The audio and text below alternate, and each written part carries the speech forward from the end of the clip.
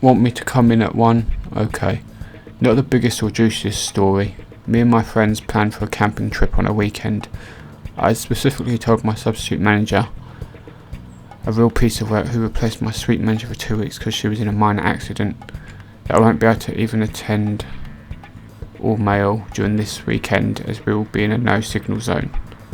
The substitute manager called me right before we were about to start on Saturday early morning and bluntly said, I don't care where you are or what you say, I want you in office before 1. I said okay and hung up. Soon after that we moved into a no signal zone. I did go to office at 1 PM on Monday. P.S. My company is very employee friendly, so he couldn't actually complain about me without getting into trouble for calling me to work on a weekend. That's only for emergencies. Getting all my PTO paid out. Despite working in a high-stress, high-tech sales role, I believe that when you're on vacation, paid time off, you don't work and disconnect. Whenever I was on PTO, my manager would request something from me. I would email, are you asking me to work on my time off? The answer was always something like, yes, I really need this done.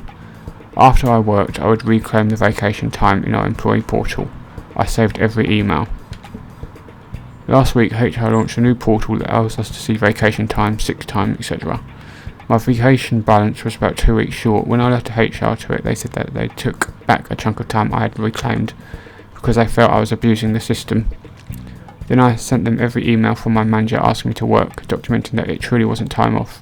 I also included a link to the state law saying that every minute worked in the day counted as a full day. I'm salaried. My PTO balance was quickly returned. Won't let me cash out my PTO. Not me, but a friend I worked with for a while. I worked a shift-based, fairly demanding job for about a year with a company that didn't care much for its employees or customers. Despite this, they always seemed to get large, important contracts. My partner at this job worked part-time, 3 10-hour shifts a week. He was a good employee for the most part and had a fairly large amount of PTO saved up, around 60 hours. He ended up needing to quit to pursue more school out of state when he gave them his notice about a month in advance of his last day, so they could have as much time as possible to fill his shifts. They informed him of a new company policy. Apparently the new rules state that PTO was use it or lose it, and he could not be cashed out by part-time employees when they quit. Still not sure of the legality here. He was disappointed but agreed, keeping in mind that this is not the type of job where one cares about getting a reference later on. For his last 2 weeks there, he called out of every one of his 10-hour shifts, 6 in total. The company was furious, but what could they do? He was just following company policy. They ended up paying someone double time to come in and cover half his shifts, but could only do this on 2 out of the 6 of the shifts. Do a job that's not in your contract or quit. Obligatory, not me, but my friend. My friend and I have been going to the same summer camp for about 7 years. We did 2 years in the CIT program, and I didn't come back as a counsellor, but she did. We both worked as performing arts staff, and that's what she was hired to do this year. She's been working at the drama program for 2 weeks, and yesterday their first wave of kids went home, and all the counsellors were getting their new cabin assignments.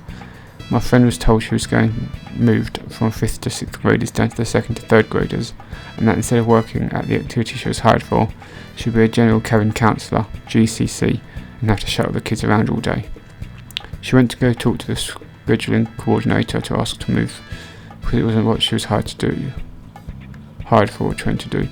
The court told her that her options were GCC or quit, so this morning she handed in her resignation and went home. The camp is already extremely understaffed because people keep quitting because of stuff like this, so I don't know why they keep doing it. Lunch breaks. I'm on mobile. English is first language at work. So I used to work for a local electrician company, and Kai, boss, was a bit of a lunatic. Think of your typical boss babe, MLM mum. She always thought her company was the best damn company this side of the Mississippi. That really wasn't. She ignored a lot of labour laws and failed to meet code in 85% of the work she made us do.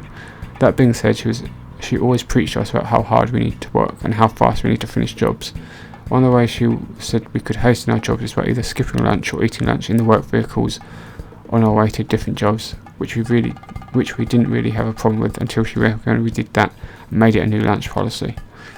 With that new policy, we strictly started adhering to the labour laws version of a lunch break, which a half hour checked out, no touching a job related task until half hour is over. After a month of us doing this, she wrote me up for us taking these half hour lunches, so we wasted So we started taking 2 10-minute breaks as well as our half-hour lunches. After 1 week of us doing that, she removed the lunch policy and my write-ups. Gossiping mothers screw each other over. I'm the supervisor of a tutoring centre, and for a few weeks now I've had to deal with 2 women who have made it such a pain that my boss told me just to tell them to call him directly. That's how bad it was. Some examples include gossiping about prices they never quoted, services they never received, then asked them to prove what they had heard, including paying $119 when our minimum programme is $160. Anyhow, names have been changed. Claire, little girl in our care, needs a lot of help. Claire's mother. Me reput EDX. Claire's mother hires Jason's mother, pays $160 and I pay $189. Yes, that's because you have the extra added to homework option. But Jason also receives homework. He does. Let me check after checking.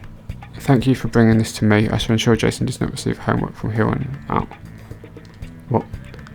I will tell the tutors not to give Jason homework as he is not signed up with the homework program. Thank you for bringing this to my attention. Oh. She turned and left with this look of defeat on her face. We all know what she wanted.